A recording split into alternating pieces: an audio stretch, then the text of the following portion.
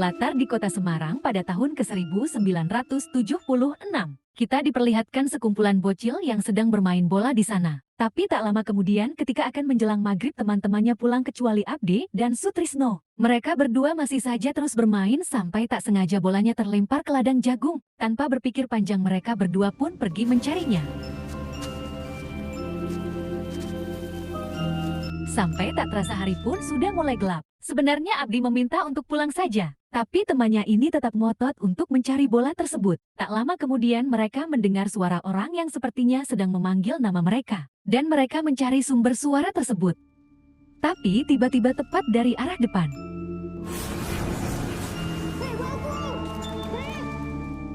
Ia muncul sosok anak perempuan sambil memegang bola mereka. Lalu tak lama, Sutrisno malah mendekatinya sementara Abdi yang ketakutan lari dari sana. Lalu tak lama, Abdi yang bertemu kembali dengan Sutrisno tapi dengan kondisi luka-luka yang sangat mengenaskan. Dan sosok wanita itu menghilang begitu saja. Melihat itu Abdi langsung pulang ke rumahnya untuk memberitahu sang ayah. Lalu tak lama, semua warga berkumpul dan menghampiri lokasi kejadian. Tapi di sana mereka tak menemukan apapun kecuali tumpahan darah saja. Tak jauh dari situ mereka akhirnya menemukan Sutrisno mengambang di sungai dengan kondisi yang sangat mengenaskan.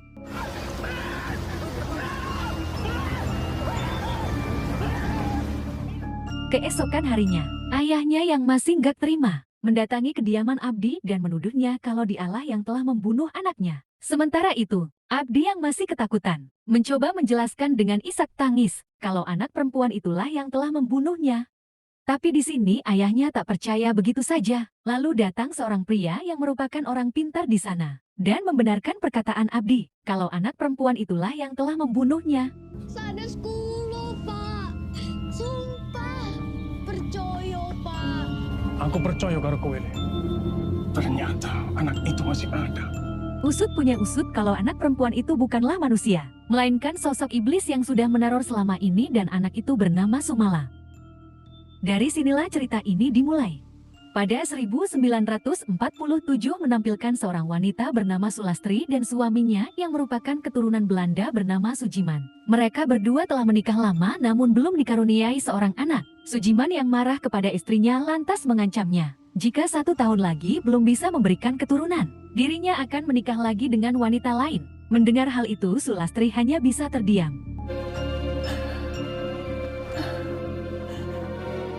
Ketika sedang menenangkan diri tanpa sengaja dia menguping pembicaraan warga mengenai Maktukinah, seorang dukun yang dapat memberikan keturunan. Banyak orang yang berhasil berkat bantuan Maktukinah. Tanpa berpikir panjang dan tekad yang sangat kuat, Sulastri mencoba mendatangi kediaman Maktukinah yang jaraknya lumayan jauh.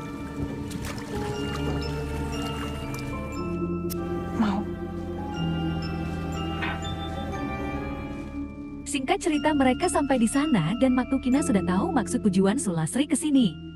Ia mengatakan jika Sulastri ingin meminta bantuan darinya, maka itu tidaklah mudah karena ilmu yang dia pakai merupakan ilmu hitam dan Sulastri nantinya akan melakukan ritual yang mengikat dirinya dengan tuannya yaitu iblis. Jika Sulastri bersedia maka nantinya dia akan langsung mempunyai 2 anak kembar namun syarat yang harus dilakukan sangatlah berat. Karena nantinya anak mereka sangatlah berbeda. Yang satunya dari bangsa manusia, yang satunya lagi dari jelmaan iblis. Tapi apapun kondisinya Sulastri dan suami harus terus merawatnya dengan penuh kasih sayang.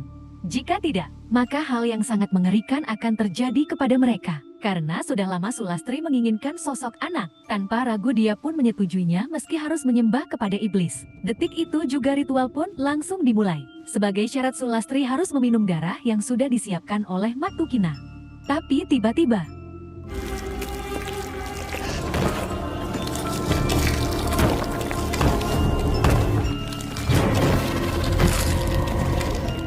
seketika itu juga perutnya mulai membesar. Maktukinah mengatakan, dalam 2 bulan lagi Sulastri akan hamil.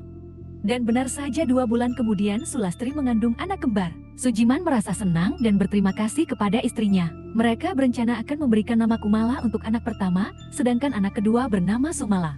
Tapi di sini Sulastri tak menceritakan semuanya kepada Sujiman, kalau dia telah bersekutu dengan iblis supaya mempunyai anak.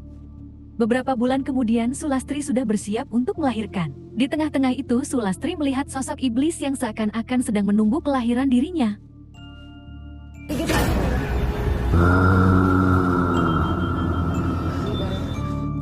Hingga akhirnya bayi pertama pun lahir, tapi bayi itu tak menangis yang membuat semua orang di sana sangat khawatir. Tapi ketika anak kedua lahir, bayi itu menangis dengan sangat kencang, yang membuat Sujiman datang dan bahagia. Tapi seketika raut wajahnya berubah ketika melihat wajah dari anak keduanya yang sangat buruk rupa. Wanita itu mengatakan kalau anak kedua mereka mengalami cacat fisik. Tanpa ragu Sujiman mengambil keris pusaka dan langsung membunuh anak itu yang bernama Sumala.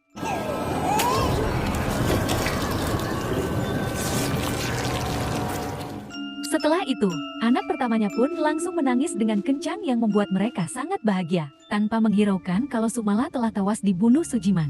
Sulastri bahkan lupa dengan perjanjiannya yang sudah dia buat kepada Maktukina. Singkat cerita, 5 tahun kemudian, usia Kumala menginjak 5 tahun. Tapi sejak kecil dirinya susah untuk berjalan karena terlahir dengan kondisi yang cacat. Alhasil Kumala bisa berjalan meski sedikit pincang. Di usianya saat ini Kumala menunjukkan sifat yang sangat nakal dan terkadang sulit dikendalikan. Sampai-sampai Sujiman menyuruh Samsul untuk mengurungnya di gudang sambil diikat dan biarkan seorang diri sebagai bentuk hukuman karena sulit dikendalikan. Singkat cerita Kumala saat ini berusia 8 tahun, tapi karena kenakalannya terus berlanjut serta kekurangan fisiknya, Sujiman seperti menganaktirikan Kumala bahkan sampai tak dianggap anak.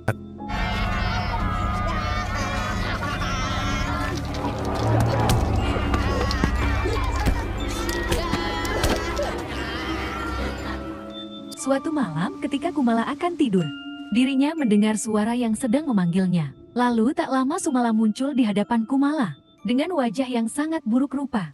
Untuk pertama kalinya Kumala sangat ketakutan dan bertanya siapakah dirinya. Di sini Sumala mengatakan kalau dirinya adalah kembarannya yang bernama Sumala. Dengan penuh rasa kesal, Sumala mengatakan bahwa ia dibunuh oleh ayah mereka hanya karena memiliki wajah yang sangat buruk rupa. Tapi di sini, Sumala mencoba menenangkan Kumala untuk tak takut kepadanya. Karena dirinya tak akan melukai saudara kembarnya, bahkan dia akan selalu ada di samping Kumala ketika ada yang menyakitinya. Suatu malam ketika ayahnya sedang bekerja, dia merasa terganggu karena Kumala memainkan piano yang sangat kencang. Sujiman datang emosi karena ulah anaknya itu, dan tanpa belas kasihan dia pun langsung menamparnya. Sulastri yang melihat hal itu hanya bisa terdiam tanpa berbuat apa-apa. Tapi di sini, Kumala menunjukkan raut wajah yang sangat berbeda dari biasanya. Dengan tatapan tajam dia menatap ke arah ayahnya sambil terus berjalan mendekatinya. Dan inilah yang terjadi.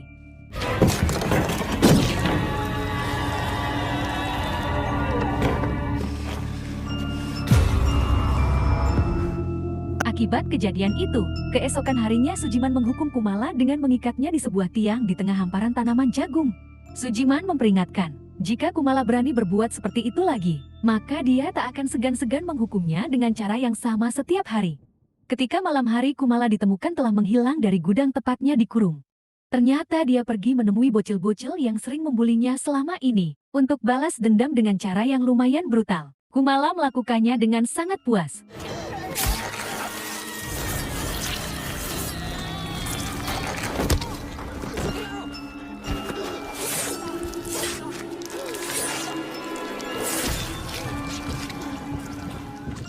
Keesokan harinya, warga sekitar digemparkan dengan menghilangnya 3 bocil itu.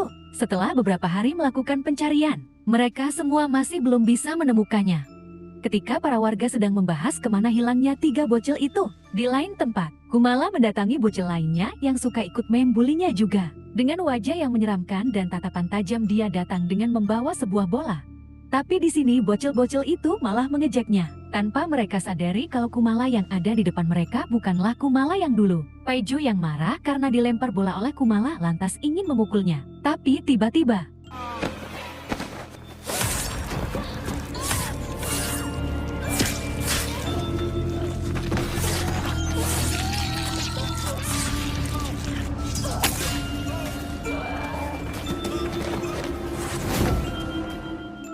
bocil-bocil lainnya yang membantu lantas mengalami nasib yang sama. Dengan emosi tak terbendung Kumala menghabisi mereka semua, sehingga membuat malam itu menjadi malam penuh teror.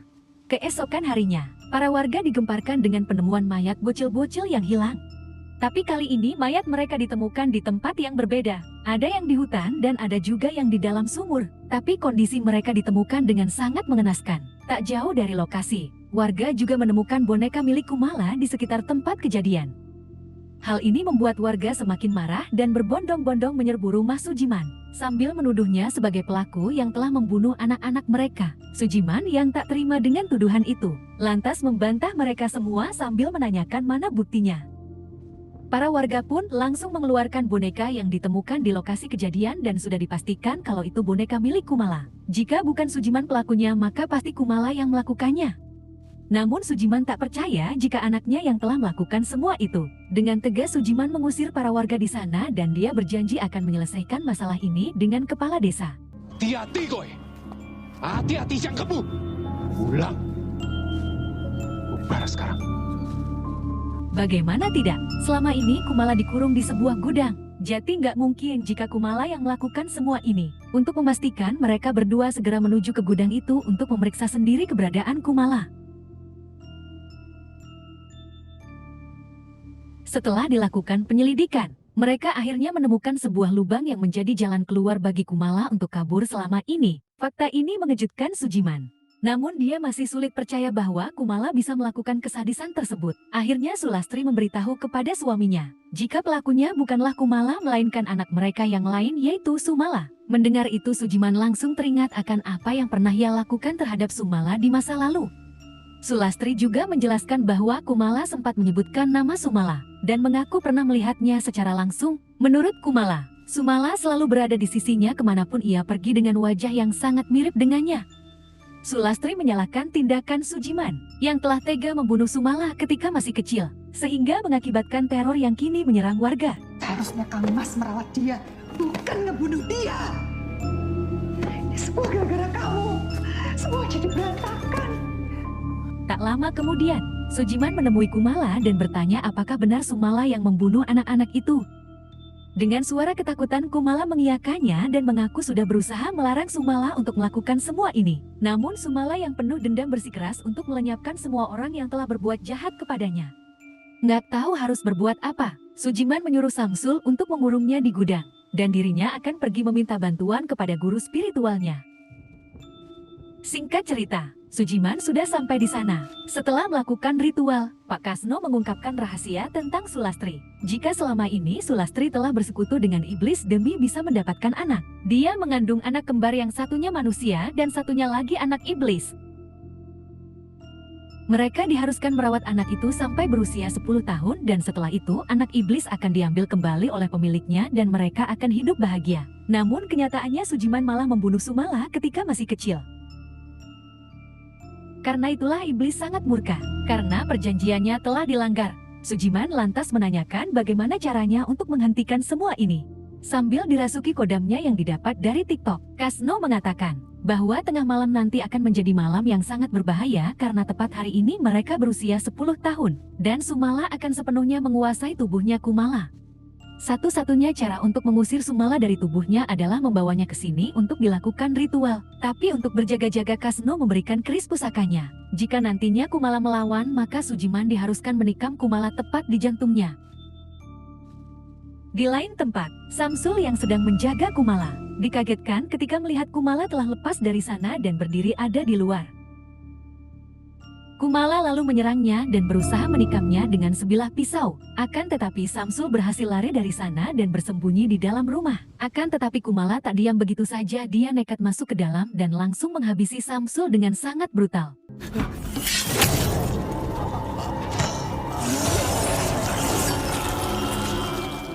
Setelahnya Sulastri yang sedang tertidur mendengar suara piano dari luar. Ketika dilihat itu adalah Kumala yang sedang memainkannya dengan ekspresi yang sangat menyeramkan. Tanpa basa-basi ia pun langsung menyerangnya. Sulastri yang ketakutan lantas bersembunyi ke dalam kamar. Tetapi Kumala berhasil menghancurkan pintu itu dan masuk begitu saja. Kumala langsung melukai tangan dan kaki ibunya. Dengan suara dingin, jiwa Sumala berkata bahwa ibunya tidak becus untuk merawat anak-anaknya. Sulastri menangis dan berusaha menjelaskan bahwa dia ingin merawat mereka, namun ayah merekalah yang memilih untuk melenyapkan Sumala. Sulastri juga menyadari bahwa Sumala melakukan ini semata-mata untuk melindungi Kumala. Dengan penuh rasa bersalah, Sulastri meminta maaf karena telah menelantarkan Kumala dan gagal menjadi ibu yang baik. Tapi tiba-tiba Sumala kembali merasuki tubuh Kumala. Dan inilah yang terjadi.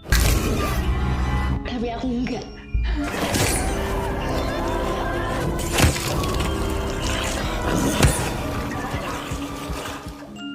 waktu yang bersamaan, Sujiman datang ke sana dan melihat apa yang sudah terjadi di dalam rumahnya. Dia pun menemukan Kumala duduk di sebuah kursi dengan wajah yang ketakutan. Sementara Sumala tampak berada di belakang Kumala. Kumala memohon kepada ayahnya untuk membantunya, tapi semuanya sudah terlambat. Sumala kembali masuk ke dalam tubuhnya Kumala dan menguasai sepenuhnya. Sujiman yang ketakutan berusaha melarikan diri dari sana. Akan tetapi ia kembali diserang oleh Sumala, dan untungnya berhasil melarikan diri.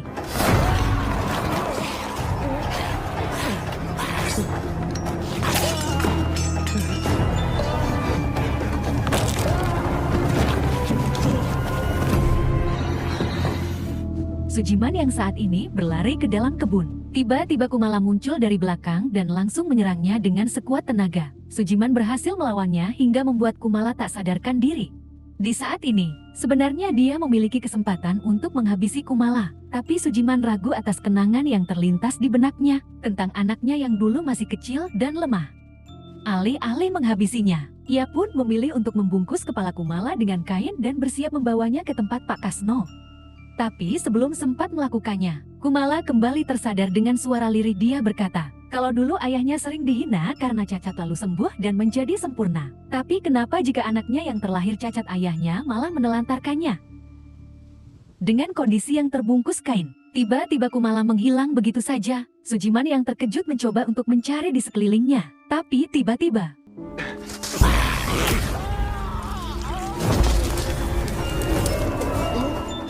dengan luka dan darah yang terus mengalir, dirinya berusaha bangkit dan melawannya dengan sisa tenaga yang ia miliki. Pertarungan sengit pun terjadi, hingga akhirnya Sujiman menusuk keris itu tepat mengenai jantung Kumala. Namun hal yang tak terduga terjadi. Kumala kembali bangkit dan tertawa dengan suara yang sangat menyeramkan. Kumala lalu berkata, sejak tubuh ini menjadi milikku, aku bukan lagi manusia, melainkan kekuatan iblis telah sepenuhnya berada di dalam tubuh ini. Dan aku bukanlah lagi Kumala. Aku adalah Sumala. Sujiman yang sudah tak berdaya hanya bisa terdiam menyaksikan perubahan mengerikan itu. Dengan sekejap Sumala menikamnya dengan sangat brutal. Keesokan harinya, warga menemukan jasad Sujiman dengan kondisi yang sangat mengenaskan berada di tengah kebun jagung. Sejak kejadian itu, Sumala tak pernah lagi ditemukan keberadaannya di mana. Kembali ke masa sekarang.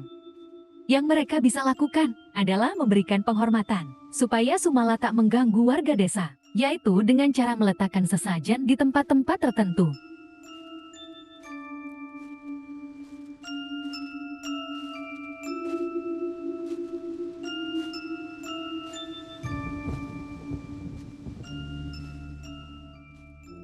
Terima kasih sudah nonton video ini sampai selesai.